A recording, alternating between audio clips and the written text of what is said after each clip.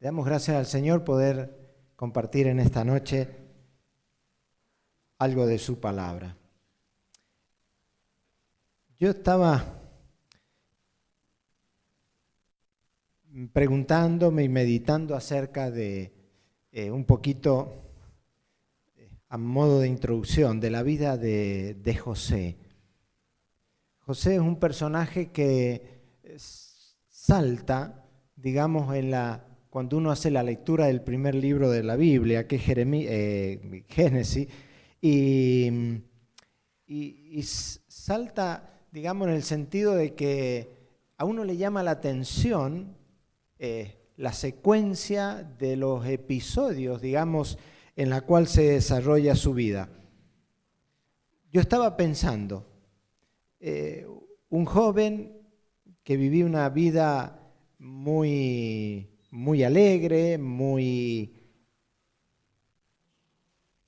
gracias Meli, una vida satisfecha, tenía su papá, su mamá, realmente se había desarrollado en ese ambiente en donde era muy querido por sus padres, tenía un grupo de hermanos bastante grande, y bueno, él se sentía, creo yo, identificado con un poco la historia de su familia.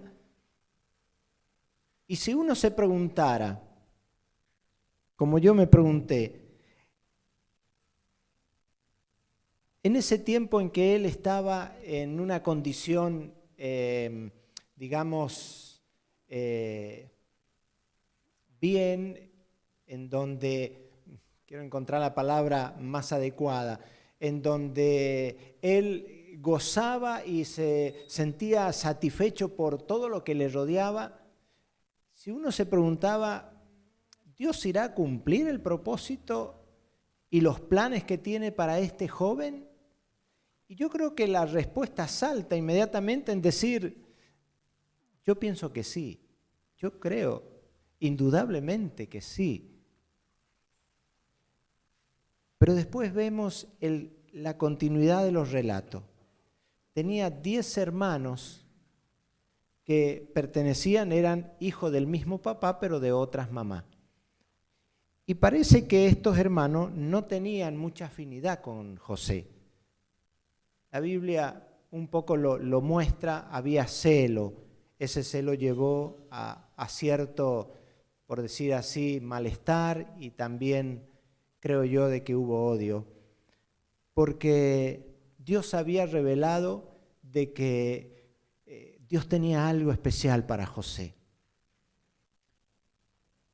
Y como que estos hermanos no se sentían bien teniéndolo muy cerca y escuchando lo que él relataba o contaba de lo que Dios le iba mostrando.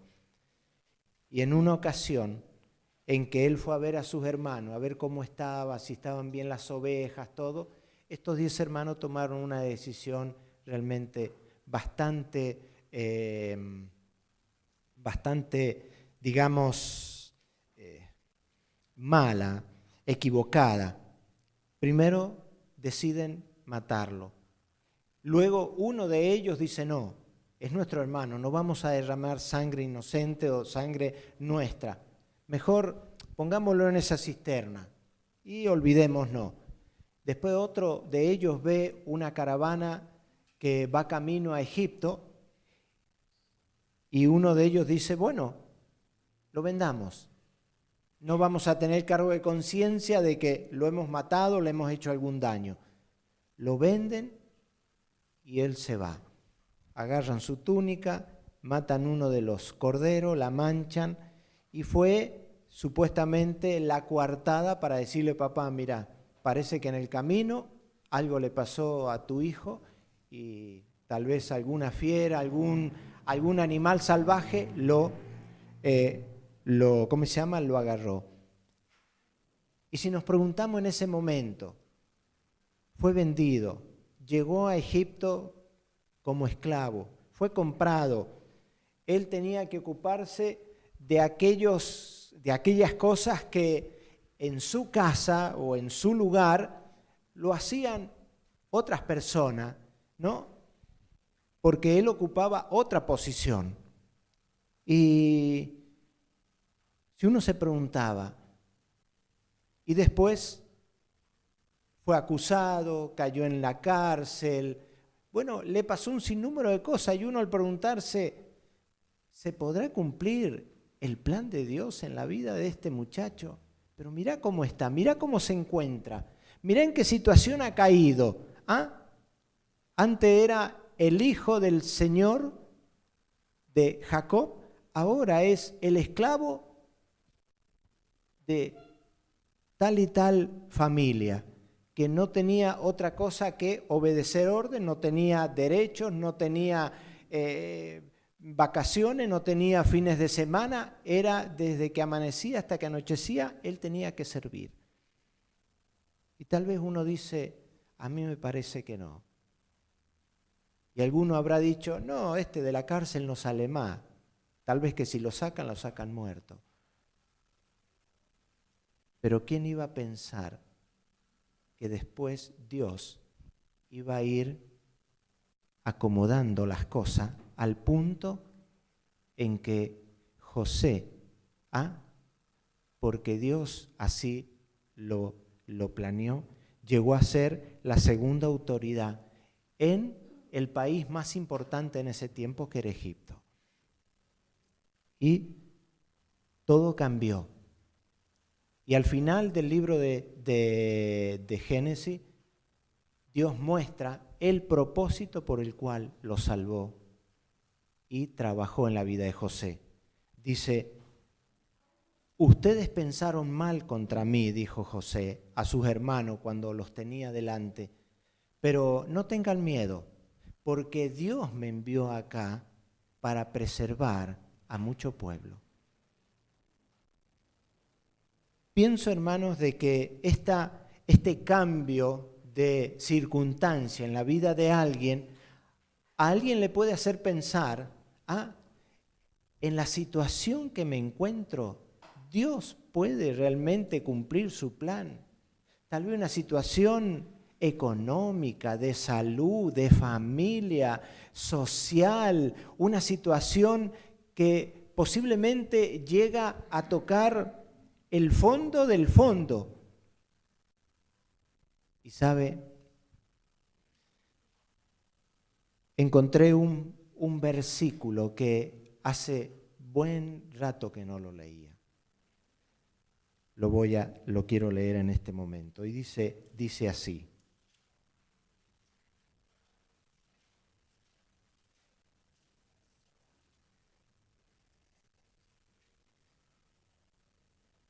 Porque lo insensato de Dios es más sabio que los hombres. Y lo débil de Dios es más fuerte que los hombres. Pues mirad, hermano, vuestra vocación, que no soy muchos sabios según la carne, ni muchos poderosos, ni muchos nobles, sino que de lo necio del mundo escogió Dios para avergonzar a los sabios, y lo débil del mundo escogió Dios para avergonzar a lo fuerte, y lo vil del mundo y lo menospreciado escogió Dios, y lo que no es, para deshacer lo que es. Y realmente me hizo pensar mucho. Yo he estado meditando en esta semana en el capítulo 27 del libro de Mateo, y allá le pido por favor que usted me acompañe. 27, verso 62.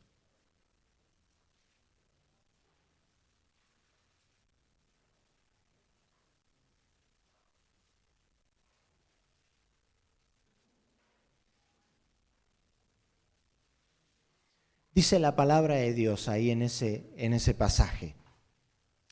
Al día siguiente, que es después de la preparación, se reunieron los principales sacerdotes y los fariseos ante Pilato, diciendo, Señor, nos acordamos que aquel engañador dijo, viviendo aún, después de 3 días resucitaré. Manda pues que se asegure el sepulcro hasta el tercer día, No sea que vengan sus discípulos de noche, lo hurten y digan al pueblo, resucitó de entre los muertos, y sea el postrer error peor que el primero. Y Pilato les dijo, ahí tenéis una guardia, id, aseguradlo, como sabéis. Entonces ellos fueron y aseguraron el sepulcro, sellando la piedra y poniendo la guardia.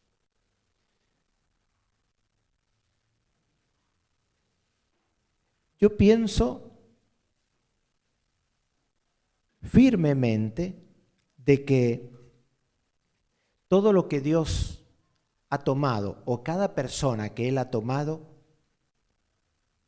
o antes o un poco después, Él va a cumplir su propósito en la vida de esa persona. Lo va a cumplir. Si ustedes me decían o me preguntaban a mí, hasta el capítulo 8 de los Hechos, ¿será posible que Saulo de Tarso llegue a ser un cristiano consagrado? Y usted lee hasta el capítulo 8 y se va a dar cuenta de que Saulo de Tarso realmente no tenía otro objetivo que acabar con los cristianos. Pero usted, cuando da vuelta a la página, empieza el capítulo 9, se da cuenta que Dios tenía otra historia preparada. ¿Qué intento, digamos, compartir? A veces, hermano, hay situaciones en la vida que realmente le pueden a uno hacer o dudar o pensar o creer de que en la situación que yo me encuentro, tal vez que sea difícil que Dios haga algo importante o algo bueno o algo sobresaliente o cumpla lo que Él realmente se propuso hacer en mi vida o en la vida de cualquiera de sus hijos. Y sabe, una de las cosas que realmente me da tanta seguridad y me agrada pensarlo, no es que Dios, el segundo sábado de 1987 a las 3 de la tarde, recién pensó un plan para mí. Él lo tuvo antes. Escuche, antes que yo naciera. No era algo que dijo, ¿y ahora qué hago con este muchacho? ¿En qué lo puedo poner a ocuparlo o hacer con esta vida? No. Antes que yo llegara a ese lugar, antes que yo dijera, Señor, te recibo como mi Salvador, como el Señor de mi vida, antes de que se presentaran los problemas o las situaciones difíciles que me llevaron al Señor, antes de eso, el Señor ya tenía un plan para mí, pero también lo tenía para usted. Antes.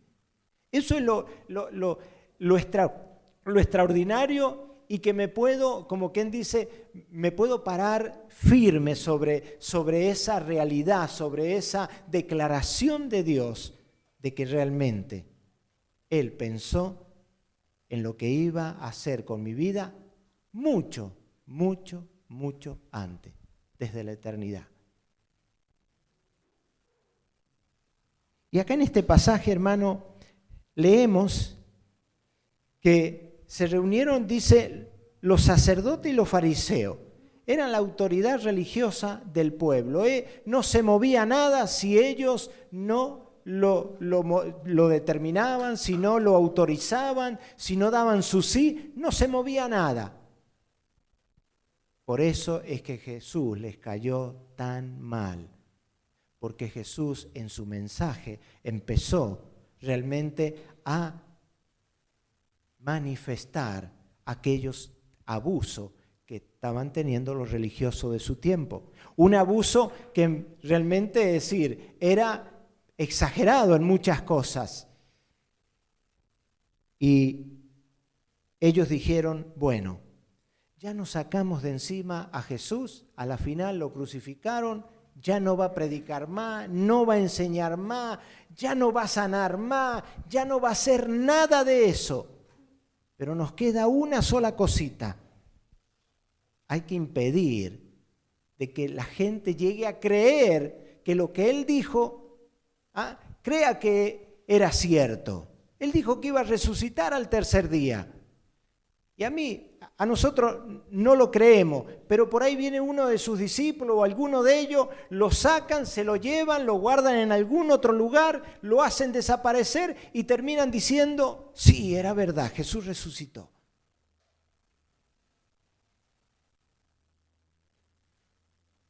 Se aliaron con Pilato, él era la autoridad política, el gobernador de la ciudad, él les ayudó. Pero ahora, hermano, ¿por qué pensar de que ni eso ni nada puede impedir que Dios lleve a cabo sus planes? Voy a leer rápidamente un verso en la palabra de Dios, en los Salmos, que dice así, mire, dice, nuestro Dios está en los cielos, todo lo que quiso, ha hecho. Todo. Nuestro Dios está en los cielos. Todo lo que quiso, ha hecho. Salmo 115, verso 3. Ahora, ¿por qué podemos decir de que nada impide de que realmente Dios lleve a cabo sus planes? Una, Dios es soberano. Él hace las cosas como las ha planeado, como le parece que son mejor, como tienen que hacerse, como Él realmente ha decidido hacerlo. Él es soberano. Mire, el diablo no tiene realmente la autoridad o la libertad o el derecho que a veces le han otorgado. No.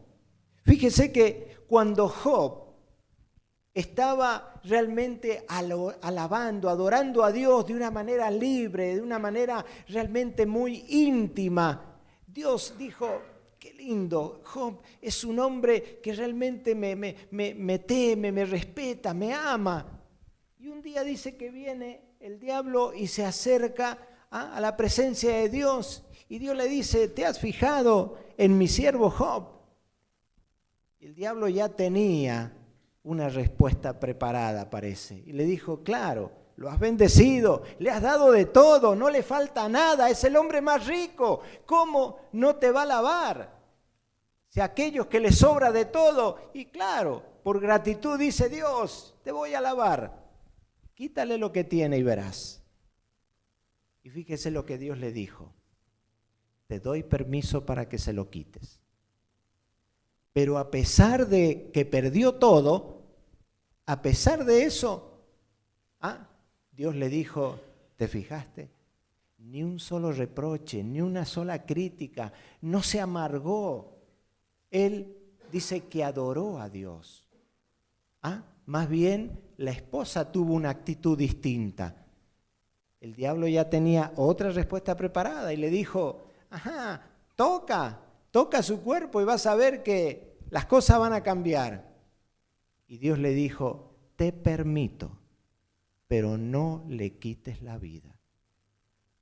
Hermano, el diablo no tiene toda autoridad, no es omnipotente, no es omnisciente, no es omnipresente. El diablo funciona de acuerdo a lo que Dios le permite, pero también de acuerdo a lo que nosotros le permitimos. Porque a veces somos nosotros los que permitimos que Él actúe, tal vez en la vida de una persona. Mire, el diablo tuvo una gran matanza de niños. Se quiso sacar a Jesús del camino, no lo logró. Después lo tentó en el desierto, cuando estaba queriendo comenzar su ministerio, tampoco lo logró. Porque al tentarlo lo iba a hacer pecar, y al pecar ya como que lo descalificaba. Después, cuando estuvo en su ciudad Nazaret, dice que la gente de Nazaret se enojó tanto porque leyó el pasaje de Isaías, donde dice, el Espíritu de Dios está sobre mí, y menciona el relato completo. Y él dijo, hoy se ha cumplido la palabra. Y ellos dicen, ¿cómo? Si eso solamente lo puede cumplir el Mesías. Y nadie creía o aceptaba que él fuera el Mesías. Dice que lo llevaron al borde de un barranco y lo quisieron empujar. En otras palabras, lo quisieron matar. Tampoco pudieron. Hasta que el diablo dijo, bueno, lo vamos a hacer que lo maten en una cruz. Y lo mataron en una cruz. Pero ¿sabe? Lo que el diablo no se esperaba era el resultado que venía detrás, que era la resurrección. Así que, hermano, el diablo no puede hacer lo que se le antoja. Si Dios no se lo permite, él no lo va a hacer. Y ¿sabe una cosa? Dios ha dicho que Él está con nosotros, que Él nos guarda, que Él nos cuida del mal. Hasta nos enseñó a orar en esa forma. Mire, acá los principales religiosos también se opusieron a Jesús desde el principio de su ministerio. Hicieron realmente lo posible, lo imposible por tentarle, por ponerle trampa. La cosa era denunciarlo, la cosa es decirle, este hombre es un mentiroso, es un falso, es alguien, un impostor. A pesar de todo, Jesús cumplió realmente su ministerio. Y Pilato, que yo creo firmemente, Pilato sabía que Jesús era inocente, sabía, lo tenía claro. Pero dice, hay una frase en los evangelios que dice, por querer agradar a los judíos. Se los entregó y dijo, muy bien, Dios es soberano. Ni el diablo, ni los principales religiosos, ni los gobernantes podían cambiar los planes de Dios, podían realmente impedir los planes de Dios. ¿Sabe? Jeremías 29 nos dice algo importante.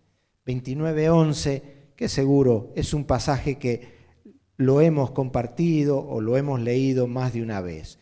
Y dice, yo voy a cambiar una sola palabra, como quien dice, la voy a un poco a contextualizarla, que dice el verso 11, porque yo sé los proyectos, los planes que tengo acerca de vosotros, dice Jehová. Proyectos de paz y no de mal, para darlos el fin que esperáis. Dios sabe cuál es el proyecto que tiene para cada uno de nosotros, ¿sí? Un proyecto realmente especial, único. Entonces, lo primero que podemos aprender de esto que hemos leído acá en Mateo, nadie puede impedir que se cumplan los planes de Dios. No lo impidió en la vida de Jesús, tampoco lo puede impedir en nuestras propias vidas, porque Él es soberano. Él es soberano y Él es el que manda en los cielos y también es el que realmente tiene el control acá en la tierra. La segunda cosa que yo puedo ver y que realmente para mí es muy interesante es su palabra es la máxima autoridad. Mire, los fariseos le dijeron a Pilato, dice,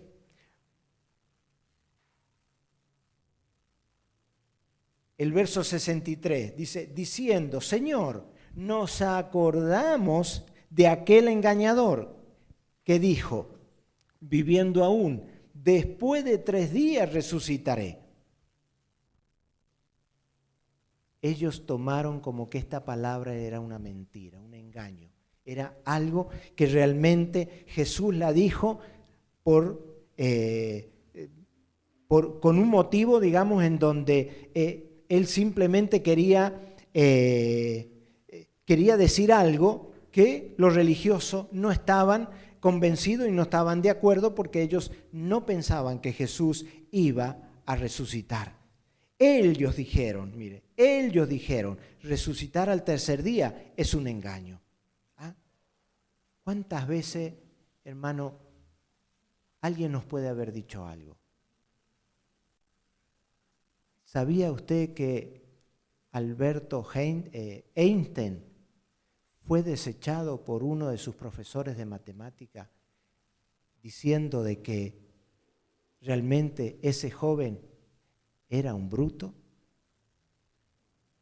Fue desechado. La historia nos dice otra cosa. Aquel joven creció, se esforzó como en toda disciplina, y nosotros podemos entender de que las cosas fueron totalmente diferentes.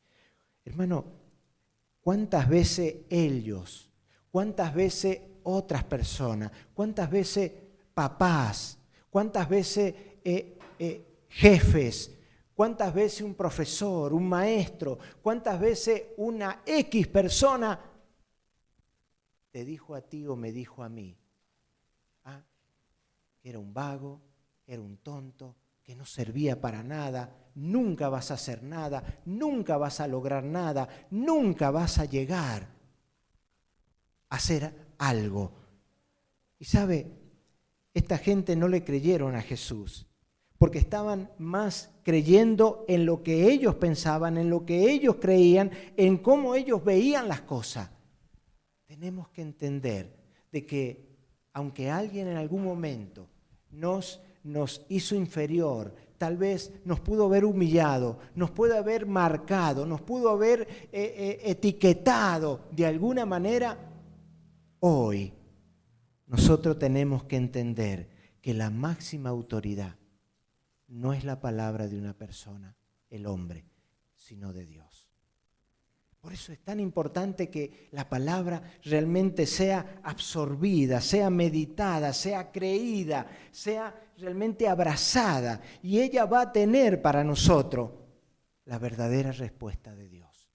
La palabra de Dios es la verdadera autoridad que usted y yo necesitamos conocer y necesitamos realmente creer, guardar, tener, atesorar, ¿sí? Jesús dijo, resucitaré al tercer día. Y Él lo hizo. Dice 1 Corintios 15, dice lo siguiente, 15:3. 1 Corintios 15:3, mire. Porque primeramente os he enseñado lo que asimismo recibí, que Cristo murió por nuestros pecados, conforme a las Escrituras, conforme a las Escrituras, y que fue sepultado y que resucitó al tercer día, conforme a las Escrituras. Mire, Cristo estaba siguiendo o estaba encaminado en un plan que Dios lo había ideado. Y que apareció a Cefas y después a los 12 y después apareció a más de 500 hermanos a la vez, de los cuales muchos viven aún y otros ya duermen. Después apareció a Jacobo, después a todos los apóstoles y al último de todos, como a un abortivo, me apareció a mí, decía el apóstol Pablo. Fíjese, ¿cuál es? ¿La palabra de ellos o la palabra de Dios prevaleció? Jesús dijo, el mundo pasará, mas mi palabra no pasará. Es una palabra firme, es una palabra en la que podemos realmente confiar cada día. Por eso es importante que cada día la palabra esté en nuestro corazón, esté moviendo nuestros pensamientos, nuestras palabras, nuestros actos. Es importante que la palabra de Dios realmente sea lo que le da fuerza a nuestra fe, lo que le da realmente convicción a nuestros hechos, a nuestra creencia. La palabra de Dios es importante. Yo creo que el propósito, digamos, de poder obsequiar a cada uno de los hermanos un devocional es algo en donde, digamos, uno lo puede estar meditando, no solo una vez al día, sino varias veces al día, tal vez el mismo pasaje que se leyó en la mañana, luego más tarde uno tiene un tiempo y lo vuelve a releer, tal vez después de comer, no sé, o en la noche antes de acostarse.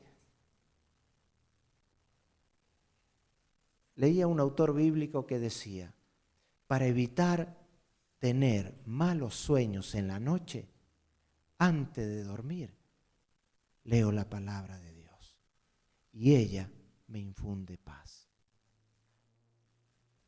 Y yo creo de que realmente eso que dijo es muy cierto.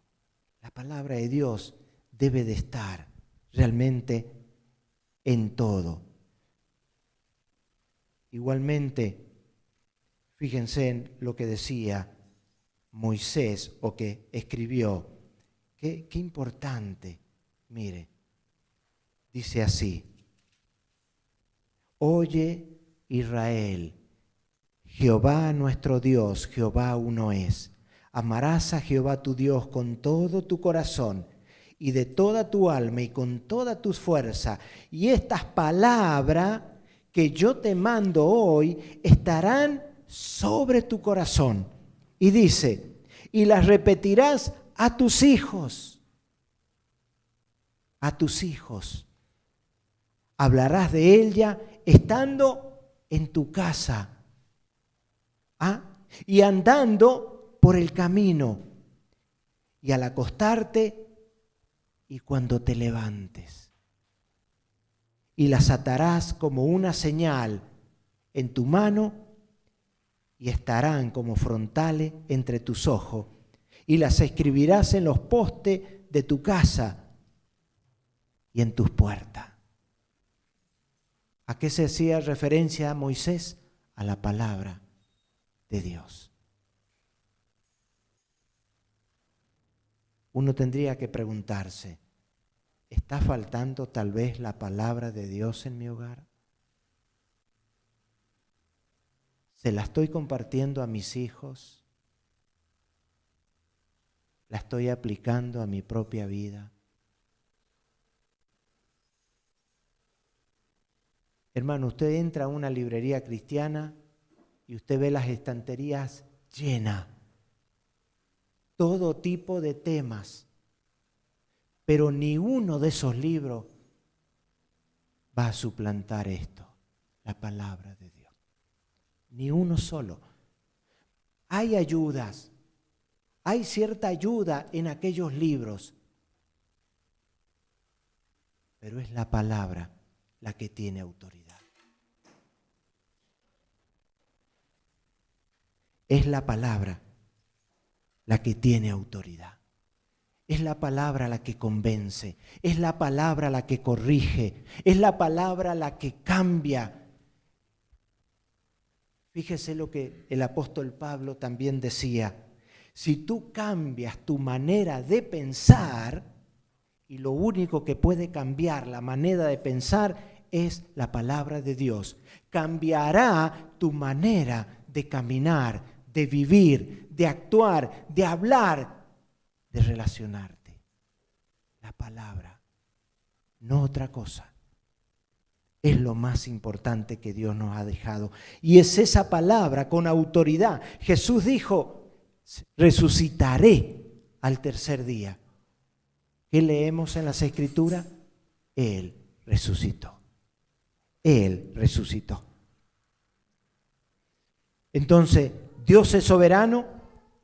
Aprendemos que la palabra es la máxima autoridad, que lo que dijo Jesús, lo que dice Dios, eso es realmente la autoridad máxima y podemos confiadamente abrazarnos de ella, confiar en ella. Y lo tercero que podemos aprender es, Dios cumplirá su propósito en tu vida. Mire, la guardia en ese tiempo contaba de 16 personas, 16 soldados. Así que imagínense, si venían los discípulos, por ahí venían 2, 3, 4, no podían hacer mucho ante una guardia de 16 hombres, hombres de guerra, hombres de pelea, entrenados. Pero Dios no mandó a ningún discípulo. Mire, cuando seguimos leyendo, el 28 dice, pasado el día de reposo, el amanecer del primer día de la semana, vinieron María Magdalena y la otra María a ver el sepulcro. Y hubo un gran terremoto porque un ángel del Señor, descendiendo del cielo, llegando, removió la piedra y se sentó sobre ella. Su aspecto era como de un relámpago y su vestido blanco como la nieve.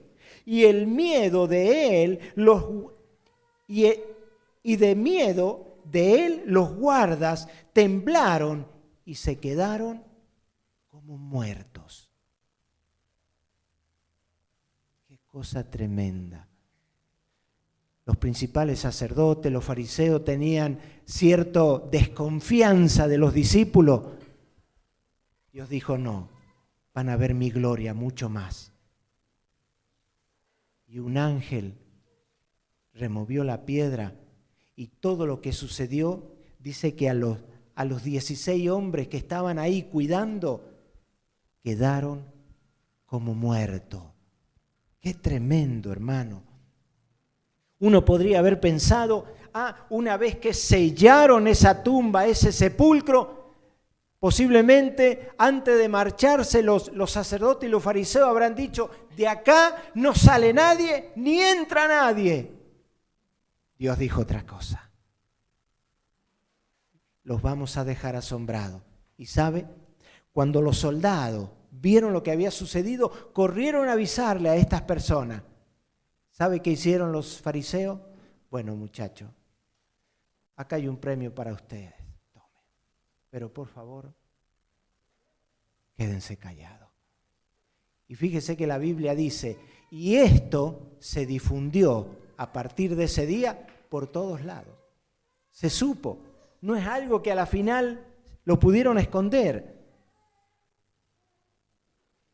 ¿Qué cosa? Hermano, no hay guardia que impida, no hay algo que impida que Dios cumpla los planes en tu vida. No, no lo hay. Aunque el mundo se levante contra ti, Jesús está contigo. ¿Sabes qué dijo Jesús? En el mundo tendréis aflicción, mas confiad, yo he vencido al mundo. Yo le voy a cambiar algo, como parafrasearlo. Aunque el mundo se levante contra ti, sigue confiando en mí. Porque a mí no me han podido vencer. Y si estás conmigo, tampoco te van a vencer. Habían puesto una piedra que no me imagino cuánto pesaría. No sé cuán grande era la entrada de ese sepulcro, pero calculemos que esa piedra pesaba 1 tonelada. Calculemos, no sé. Que tal vez hacía falta muchas manos para poder moverla. Pero, como dice el relato, fue quitada. Fue abierto el sepulcro.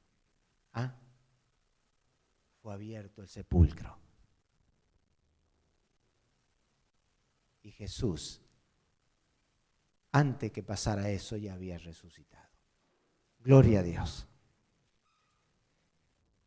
No hay piedra, no hay obstáculo, no hay algo que impida de que realmente Dios pueda cumplir el propósito en la vida de uno de sus hijos. Aunque veas obstáculos delante de tus ojos, Dios nos dice una sola cosa: cree, confía. Voy a leer algo que el mismo Jesús dijo a una mujer que necesitaba escuchar algo así. Y le dice, Jesús, profundamente conmovido, otra vez vino al sepulcro y era una cueva y tenía una piedra puesta encima. Dijo Jesús, quitad la piedra. Marta, asombrada, le dijo la hermana del que había sido puesto en la tumba, hermana del muerto, dice, Señor, hiede ya, porque es de 4 días. Jesús le dijo, ¿no te he dicho que si crees verás la gloria de Dios, Marta. Que si crees, verás la gloria de Dios. Hermano, ¿hay algún obstáculo que crees tú que está en el camino de tu vida y que por eso estás de alguna manera pensando que Dios no está llevando a cabo el plan contigo? ¿Hay alguna situación? ¿Hay algo que cada día te está golpeando y tal vez te dice no, no, no? Jesús te dice, cree y verás la gloria de Dios. Dios nos dice en esta noche, hermano, sigue creyendo y esperando que Dios cumpla su propósito en ti. ¿Alguien me puede ayudar leyendo Salmo 138:8? ¿Alguien me puede ayudar leyendo Filipenses 1:6? ¿Y alguien me puede ayudar leyendo Jeremías 18, versos 3 y 4?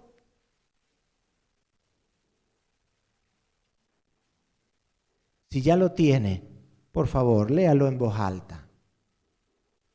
Empecemos por Salmo 138:8.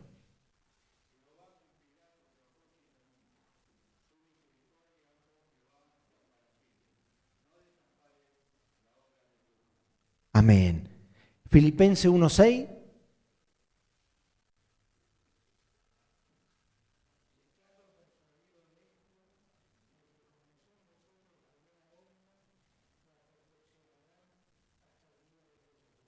Amén. Jeremías 18, versos 3 y 4.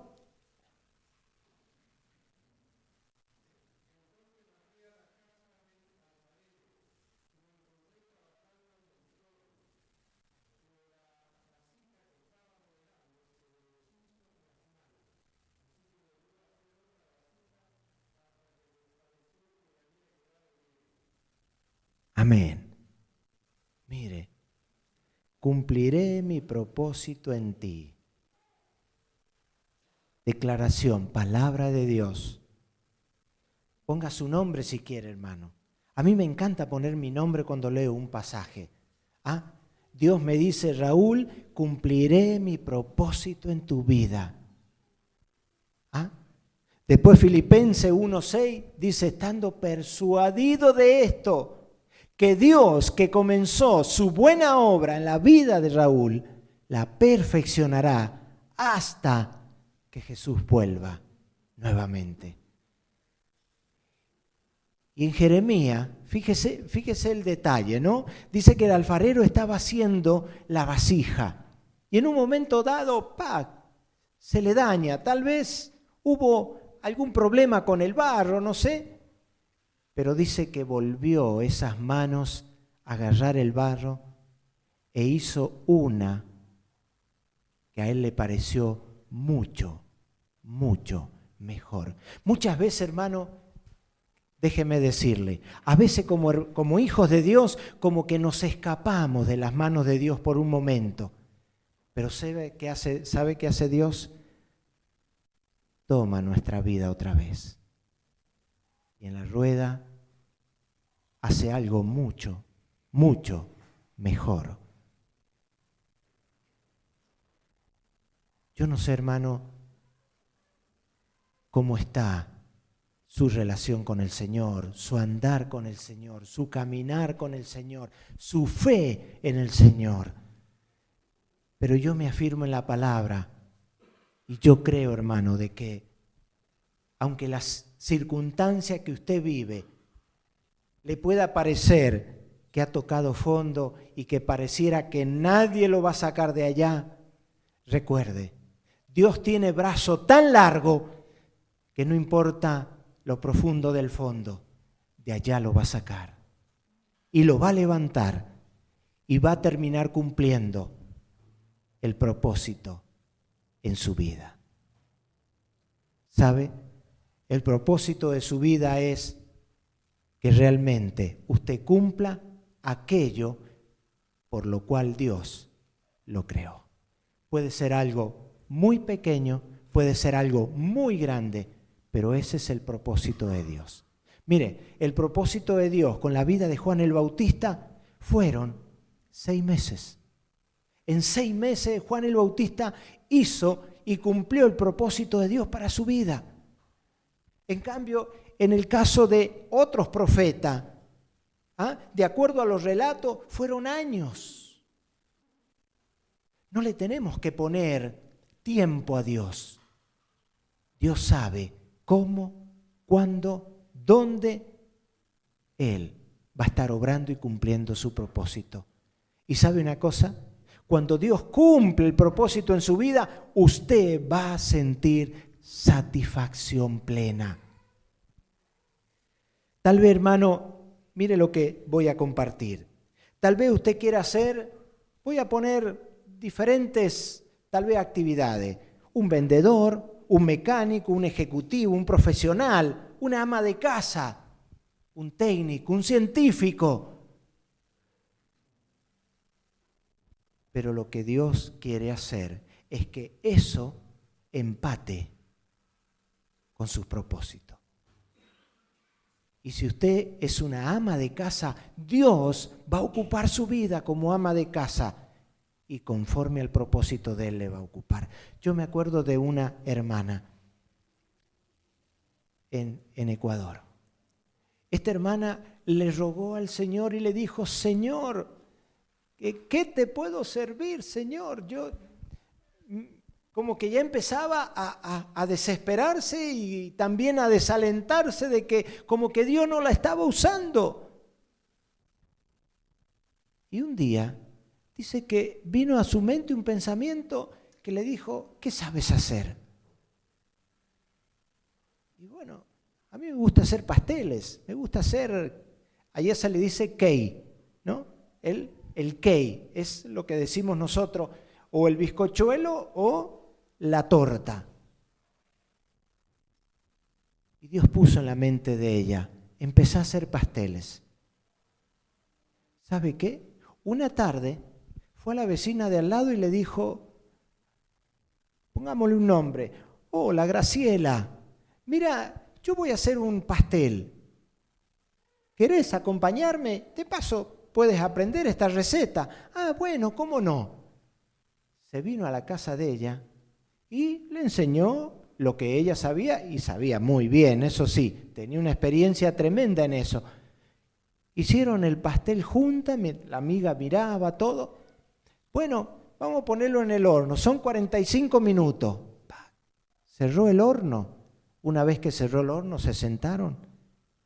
Tuvo 45 minutos para hablarle del Evangelio y la ganó para Cristo. La próxima semana invitó a otra vecina y ya no era una, la otra también participó. Y fueron pasando la semana y se hizo una célula en la casa. ¿Sabe una cosa? En Ficoa, la ciudad de Ambato, en Ecuador, nació la iglesia de Ficoa. Hoy fácilmente esa iglesia estará en las 2.000 personas. Por alguien que le dijo al Señor: Señor, ¿cómo te voy a servir? Yo quiero servirte, yo quiero hacer algo para ti. Dios puso en la mente de esa hermana hacer pasteles, pero acompañada con alguien. Y mientras que el pastel se estaba cocinando, ella tenía tiempo para hablarle del Señor. Uno se pone a pensar: pero yo no sé hacer mucho, yo no tengo muchas habilidades, yo no tengo... Hermano, la Biblia dice: cumpliré mi propósito en tu vida. Pregúntale al Señor cómo te quiere usar y Él te va a usar. Amén. Él es soberano. Nos apoyemos siempre en la palabra y confiemos que el plan de Él nunca va a pasar. Dios lo va a cumplir. Y sabemos de que realmente Dios va a mostrarnos esas cosas preciosas, maravillosas, grandes que Él planeó mucho antes que nosotros nos convirtiéramos. Vamos a darle gracias a Dios. Amado Padre Celestial, Queremos darte gracias por esta hora, porque al recordar, Señor, episodios que la Biblia nos cuenta de cómo tú cumpliste, Señor, tus propósitos, tus planes en la vida de hombres que tal vez realmente su circunstancia les estaba gritando que no, pero tú les mostraste que el poder tuyo es ilimitado y que realmente lo que habías prometido, lo que habías determinado, lo cumpliste. Señor, en esta noche estamos acá, como Iglesia San Andrés. Estamos, Señor Dios, como hijos tuyos, individualmente también cada uno, y te decimos, Señor, anhelamos y te pedimos que cumplas tus propósitos en nuestras vidas. Te queremos honrar, te queremos servir, queremos hacer tu voluntad, pero queremos ser dirigidos por ti a través de tu palabra, a través de tu Espíritu Santo. Gracias, Señor. Nos colocamos en tus manos y, Señor, creemos de que veremos tu gloria. En el nombre de Jesús te lo rogamos. Amén. Amén. Dios los bendiga, hermano.